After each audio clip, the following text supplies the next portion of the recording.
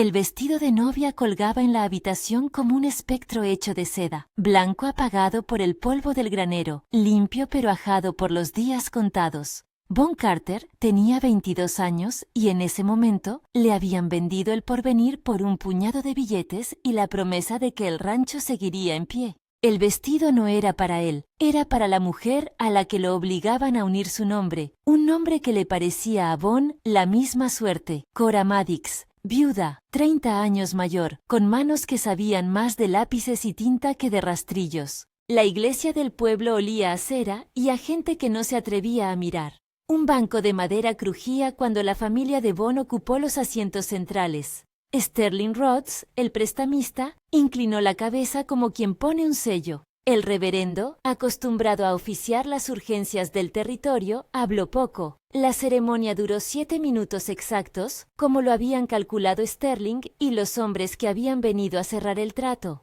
7 minutos de respiraciones cortas, la lectura apresurada de textos, la firma de papeles que Bon no alcanzó a leer, la imposición formal de un vínculo que olía a necesidad, no a deseo. Cuando el reverendo dijo, «¿Puede besar a la esposa?», los ojos de Bon buscaron la salida. Había silencio donde esperaba fuego. La verdad era simple y brutal. Bon debía casarse con la viuda o perder el rancho familiar.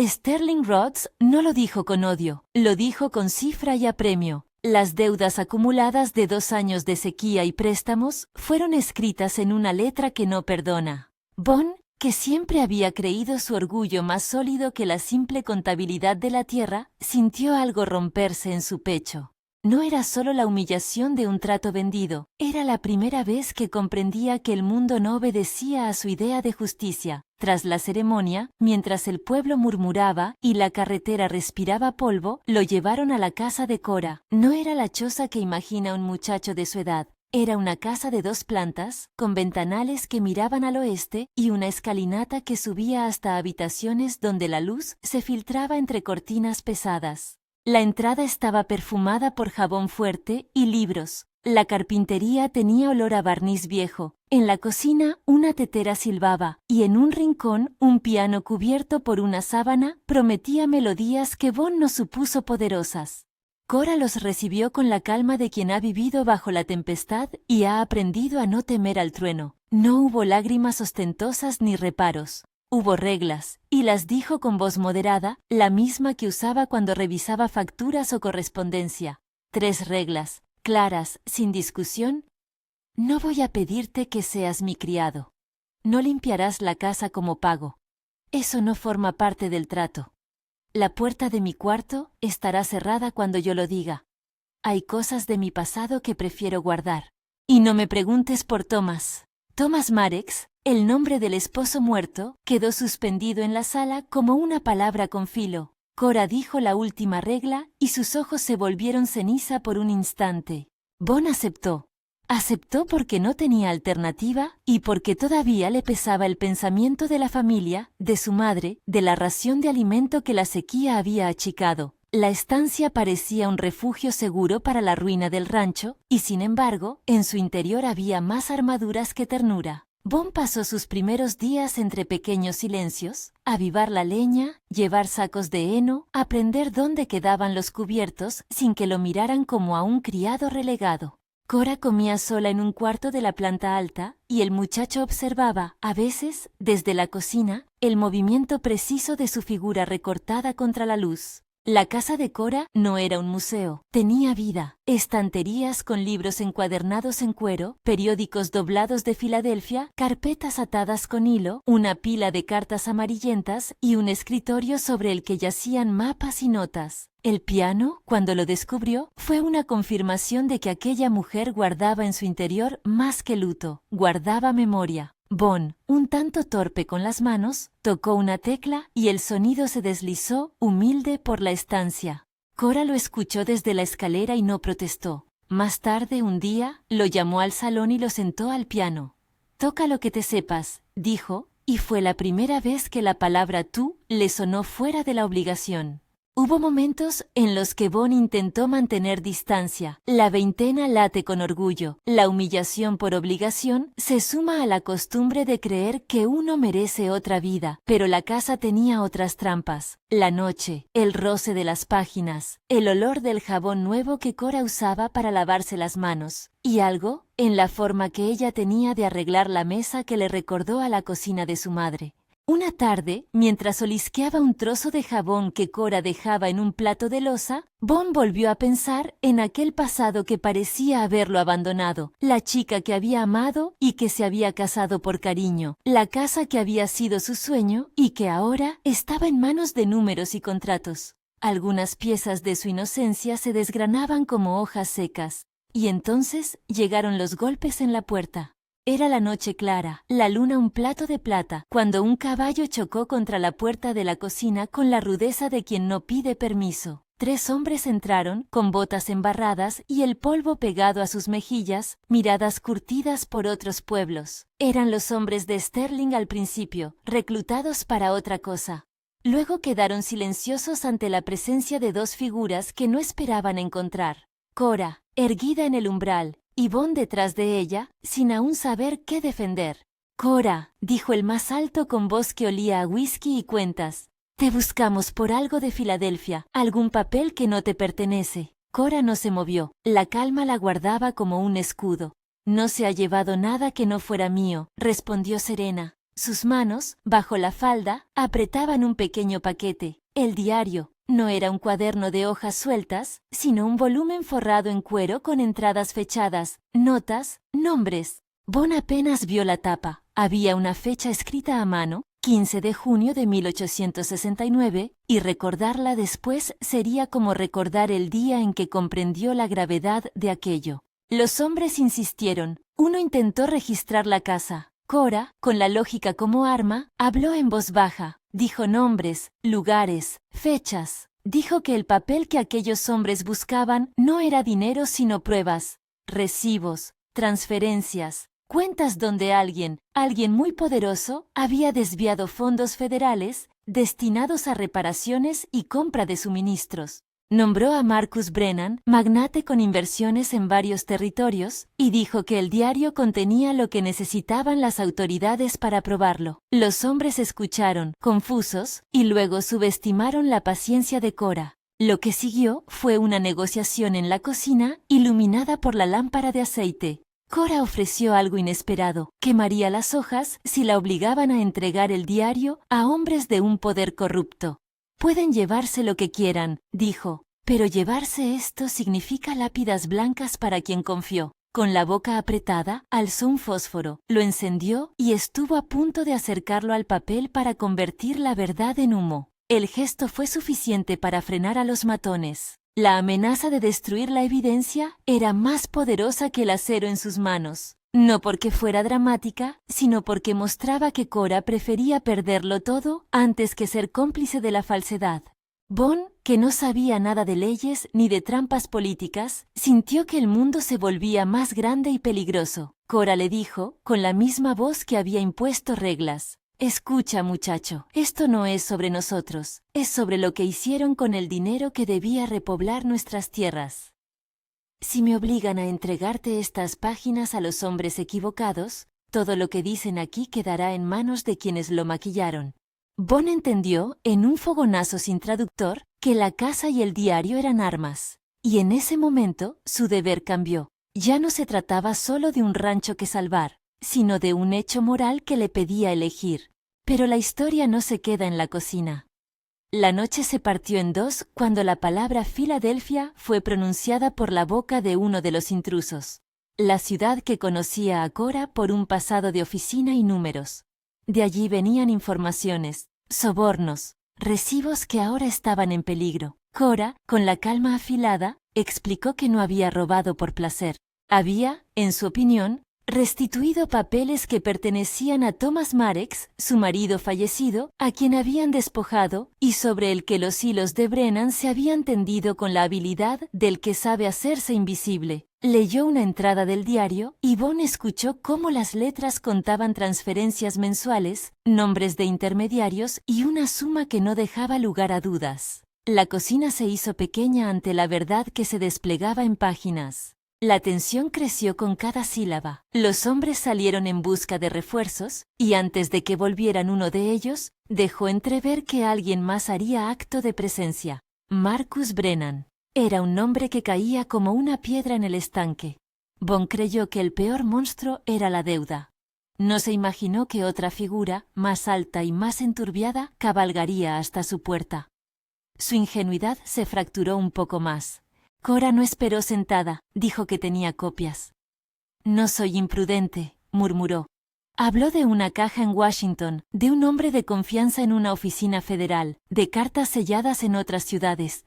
¿Cómo podía creer ella que la palabra caja en Washington era mucho en esos tiempos? Porque, explicó, había dejado constancia de todo frente a quien podía hacer algo al respecto, un marshal federal. Sus manos ahora no solo sostenían el diario, sostenían un plan. La primera irrupción fuerte ocurrió cuando una noche la casa quedó alborotada por otra presencia. Matones enviados a exigir la entrega. Entraron por la ventana de la cocina con cuchillos y la idea de que la violencia resolvería cualquier reticencia. Cora los desarmó sin violencia física, con la razón. Les habló de Thomas Marex, de su muerte y su injusticia. Les habló de las familias arruinadas por la desviación de fondos. Les propuso que se fueran si querían evitar complicaciones. Les dijo que lo que buscaban no se recuperaba con violencia de baja estofa. Les ofreció la posibilidad de cobrar sus costosos servicios con algo distinto. Sus palabras fueron como los giros de una partida de cartas. En un territorio seco y sin ley, existía la posibilidad de dividir el botín con una advertencia moral. Bond, sorprendido, observaba la fuerza de Cora, su manera de torcer el ánimo del conflicto hacia la lógica. Cada vez que ella hablaba, su pasado de oficinista se colaba entre los muebles de la casa. Bond comenzó a ver que la mujer a la que olía como una viuda triste tenía una red de contactos y que su decisión de resguardar el diario era parte de un tejido mayor que buscaba exposición, no lucro. Pero el verdadero peligro vino cuando Marcus Brennan llegó en persona, no con soldadesca ostentosa, sino con la calma de quien piensa que el dinero compra la impunidad. Brennan era un hombre que vestía como el dueño de la era. Botas que no conocían barro, un sombrero de fieltro que parecía marcar la frontera entre su mundo y el de los demás, una sonrisa que no alcanzaba a su mirada. Entró en la casa sin caballerosidad, miró a todos como quien mira objetos y, cuando sus ojos se fijaron en el diario que Cora todavía sostenía, supo que el poder tenía un límite. «Devuélvemelo», dijo, casi en confidencia. «Este país no funciona con romantismos. Entregas esto y olvidas. Personas como usted no ganan cambiando papeles, ganan manteniendo la calma». Cora alzó el diario y cerró los puños. «Si lo tomo al azar y lo quemo, ¿usted tendrá la verdad, señor Brennan?» No ofreció miedo. Ofreció una decisión. Puedo destruirlo ahora mismo, pero también puedo confiarlo a quien lo preserve fuera de sus manos. Ya he puesto copias en un lugar seguro. Brennan palideció un poco. La amenaza de que la historia saliera a la luz era lo que realmente le quitaba el sueño. Habló bajo y con dureza. La conversación subió de tono hasta que la violencia, inevitable, llegó. Brennan ordenó que le arrancaran el diario. Uno de sus hombres blandió la violencia con rapidez, y en el forcejeo una bala rozó la cocina y alguien gritó. Bond se interpuso sin pensar, y el fogonazo del arma encontró su hombro. No fue un golpe mortal, pero el dolor fue un zapato nuevo que le calzó en la piel. No pudo arrojarse contra Brennan con la inocencia de antes. Cayó, la camisa manchada, y el mundo se ralentizó hasta que solo existió el latido propio. Cora gritó, y en ese grito se juntaron la furia y la responsabilidad. Su mano fue hacia una caja debajo de la mesa, la misma de donde sacó fósforos antes. Con la claridad de quien ha pasado noches estudiando nombres, ella contó cuántas páginas serían necesarias para prender fuego y cuánto tardaría un papel en consumirse. Lo que ocurrió después fue una mezcla de desesperación y farsante negociación. Brennan debía decidir entre perder la evidencia o perder el control. Eligió lo primero. Cuando parecía que todo se rendía a la violencia, se escucharon cascos en la carretera. La llegada del marshal federal Tom Bradley con un pequeño grupo de hombres uniformados marcó la diferencia. No fue una simplemente coincidencia. Cora, astuta, había escrito cartas, discretas, a un contacto en la oficina federal. Había dejado pistas en Filadelfia y en una oficina en Washington. Había tenido la previsión de pensar en el alcance de la evidencia. Su plan no era heroico, era paciente y estratégico. Bradley irrumpió en la casa como justicia contenida, mirando a cada rostro con la lupa de la ley. Los hombres de Brennan intentaron resistir. Uno fue reducido. El propio Brennan, que hasta entonces había creído su poder infinito, encontró las esposas en sus muñecas. La detención fue un momento de catarsis para un pueblo habituado a la impunidad. Los nombres que el diario mencionaba empezaron a ser confirmados. Pagos desviados, empresas pantallas, embudos legales construidos para vaciar cajas públicas para beneficio privado. La narrativa de Cora no había sido un alboroto de venganza, había sido un método. El marshal agradeció a Cora con una mirada que mezclaba respeto y sorpresa. A Bon, tendido en una cama en la habitación, le vendaron el hombro.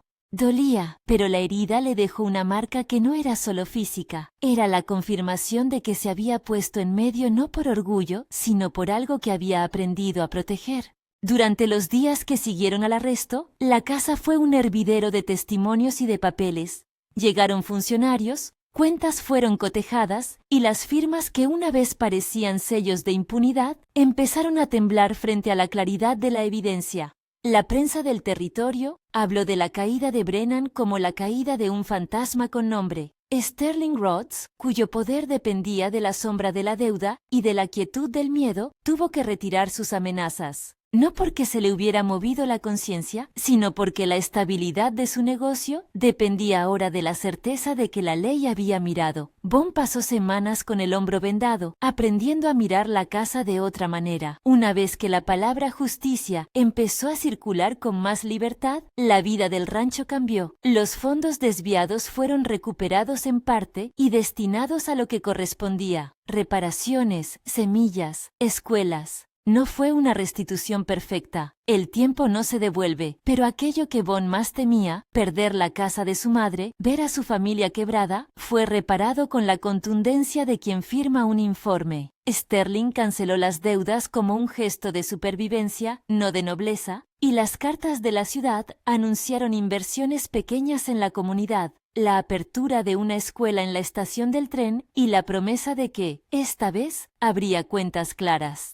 En la intimidad, la relación entre Bon y Cora se movió en un terreno nuevo. Ya no eran dos personas unidas por un contrato impuesto, sino dos seres que habían compartido una crisis. El algo que se rompió en Bon, según supo más tarde, no fue solo su orgullo, fue la imagen de sí mismo como un hombre dueño de su destino. Había sido arrancada, sí, pero reemplazada por otra cosa, un respeto profundo, una alianza que no nacía de la obligación, sino de la admiración. Empezó a comprender que la valentía no es siempre estruendo, a veces es la calma que organiza papeles, la que escribe cartas, la que deja copias en cajas fuertes en Washington. Cora, por su parte, mostró su complejidad sin aspavientos. No era una heroína sin fallos. Guardaba secretos que pesaban. Nunca habló de amor de forma fácil. Dijo, en una ocasión, que Thomas Marex había sido un hombre al que amó y perdió, que había encontrado en la memoria la necesidad de hacer justicia. Bon la escuchó y entendió que su presencia exigía respeto, no lástima. Ella no lo había buscado como salvador. Lo había usado como herramienta y más tarde lo había permitido quedarse como compañero. Las noches volvieron a tener música. El piano, antes cubierto por una tela, se quedó al descubierto, y las manos de Bon aprendieron acordes que no sabía. Cora le enseñaba con paciencia. La primera vez que tocó una pieza entera, sin equívocos, Bon sintió cómo algo en él se transformaba. Aquel muchacho que había llegado al matrimonio con resentimiento, ahora encontraba consuelo en la melodía. No hubo beso forzado, ni escena de pasión instantánea. Hubo, en su lugar, conversaciones largas, comidas compartidas, el intercambio de historias de infancia. Cora se permitió abrir una puerta más, y Bon, por primera vez, vio en ella no solo la mujer que le había salvado el rancho, sino una persona que merecía compañía. Con el paso de los meses, la recuperación física de Bon siguió paralelo a su reconstrucción moral. Las cicatrices en el hombro quedaron como recordatorio de que una decisión a tiempo cambia destinos. La comunidad, que primero se había sentido manipulada por la idea de un matrimonio impuesto, cambió su mirada. Algunos criticaron la forma en que todo se había arreglado. Otros aplaudieron la valentía de una viuda que no permitió que la injusticia durara más. Al final, la voz más potente fue la de las familias cuyos hijos volvieron a la escuela, cuyos campos volvieron a llenarse de semillas. El proceso judicial contra Marcus Brennan fue largo. No se borran prácticas con la rapidez de un corte de cuchillo, pero la evidencia logró poner en marcha audiencias y sanciones. No fue un triunfo espectacular y definitivo, fue un ajuste que devolvía pasos. Bon asistió a algunas de las sesiones, escoltado por la curiosidad de ver cómo la maquinaria del derecho desarticulaba años de trampa. Allí observó que la justicia, aunque lenta, tenía la fuerza de transformar realidades. Y Cora, que no buscaba gloria, vio cómo su nombre dejó de ser el remate de un rumor para convertirse en el del testigo que sostuvo la verdad. Hubo, por supuesto, noches en que Bon se sentó frente al piano solo y tocó hasta que el sonido le llenó la casa. En una de esas actuaciones, Cora se asomó, apoyada en la puerta, con la lámpara baja y la mirada que ya no pedía permiso para quedarse. «Lo hiciste bien», dijo. Bon dejó de tocar. «No me pidas gratitud», respondió ella, «porque no la necesito, solo respeto». Su voz tenía un tono que era, a la vez, advertencia y regalo. Bon entendió que la alianza entre ellos no era una historia romántica de cuento, sino una construcción lenta de confianza. La imagen que se quedó en la memoria del pueblo fue la de Cora en la plaza, entregando listas de nombres a quienes coordinaban la restitución de fondos. La prensa la describió con el respeto que se otorga a la persona que hace su trabajo con firmeza. Bon la miraba desde la barrera y reconoció a la mujer que lo había salvado de su propia ceguera. Había amor, sí, pero era un amor que crecía con el tiempo y la razón, no el fruto de una coacción pretendida. En la conclusión de la historia, hubo también un gesto público que cerró muchas bocas. Sterling Rhodes, viendo los papeles y la presión, determinó que las deudas se cancelarían para los que habían sido víctimas de las maniobras financieras que se habían desvelado, no porque se arrepintiera, sino porque la lógica del territorio había cambiado ante la presencia de autoridad.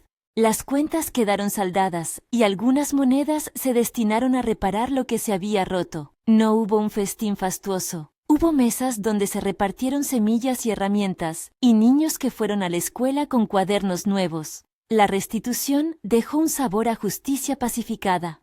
Meses después, Bon se apoyó en el balcón de su casa y observó el cielo azul rabioso del oeste. La distancia entre su juventud y su presente se leía en la línea de su mandíbula. Había algo que se rompió para siempre dentro de él. Ya no era el chico que creía poder imponer su orgullo sobre la necesidad. Había aprendido que la vida exige concesiones, que el valor a veces llega en forma de documentos y testimonios. Y en su lugar surgió un nuevo pulso. Respeto por la fortaleza de la mujer que lo había reclutado en una lucha justa, convivir con la conciencia de que la alianza podía ser elegida si la razón y la moral la sostenían. La última escena es sencilla. Cora y Bon en la sala, el piano sonando bajo las manos de ambos. No hay promesas grandilocuentes. Hay un intercambio de miradas que acepta las faltas, las heridas y las pequeñas victorias. Afuera, el rancho se recupera. Dentro, el fuego en la chimenea arde con una constancia que da calor y no exige heroísmo. La música llena las habitaciones y abre ventanas hacia un futuro que, aunque frágil, existe. Si te has quedado con la historia y quieres más relatos propios de fronteras, de justicia y de personajes que rompen expectativas, suscríbete para no perder los próximos relatos. ¿Qué harías tú si te casaran por deuda? ¿Habrías quemado un diario para proteger la verdad o lo habrías entregado para salvar lo tuyo? Deja tu respuesta en los comentarios. Comparte esta historia con quien valore las historias de coraje y si te ha movido, suscríbete para más relatos donde la justicia y la dignidad se juegan por escrito y por música de piano.